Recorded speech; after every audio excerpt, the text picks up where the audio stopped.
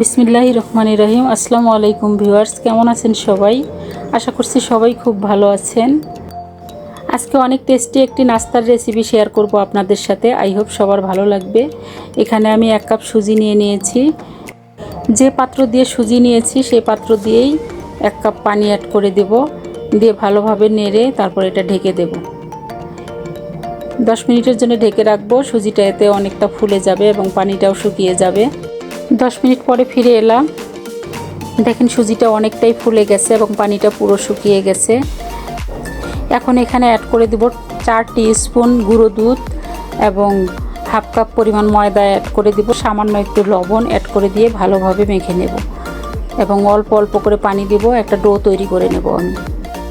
পানিটা অল্প অল্প করে দিতে হবে। একবারে পানি দিয়ে দিলে হয়তো ডোটা পাতলা হয়ে যাবে। ডোটা বেশি পাতলাও করা যাবে না, বেশি গাঢ়ও করা যাবে না। আমরা পাটিসাপটা পিঠের যে ডোটা তৈরি করি সেরকমভাবে একটা ডো তৈরি করে নেব এবং এখানে দিয়ে দেব স্বাদ মতো চিনি। চিনিটা যে যেরকম খেতে পছন্দ করেন সেরকম দিতে পারেন। স্বাদ মতো চিনি দিয়ে সুন্দরভাবে একটা ডো তৈরি করে নেব। এই নাস্তাটা আসলে সবাই পছন্দ করে, বাচ্চারাও খেতে পছন্দ করে এবং বড় মানুষকেও যদি দেন তারাও খেতে পছন্দ করে।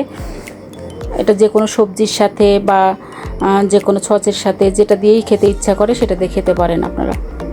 আশা করছি রেসিপিটা আপনারা বাসায় ট্রাই করে দেখবেন। তো এখানে প্যান বসিয়ে দিয়েছি।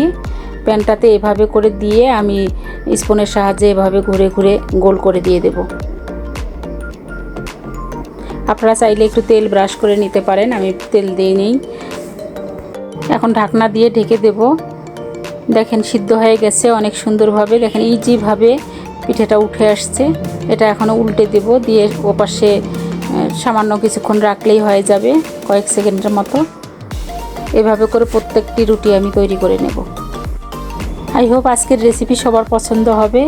আমার রেসিপিটি যদি আপনাদের পছন্দ হয়ে থাকে সুন্দর একটা কমেন্ট করে আমাকে জানাবেন এবং যারা এখন পর্যন্ত আমার চ্যানেলটিকে সাবস্ক্রাইব করেননি তারা প্লিজ আমার চ্যানেলটিকে সাবস্ক্রাইব করে দেবেন।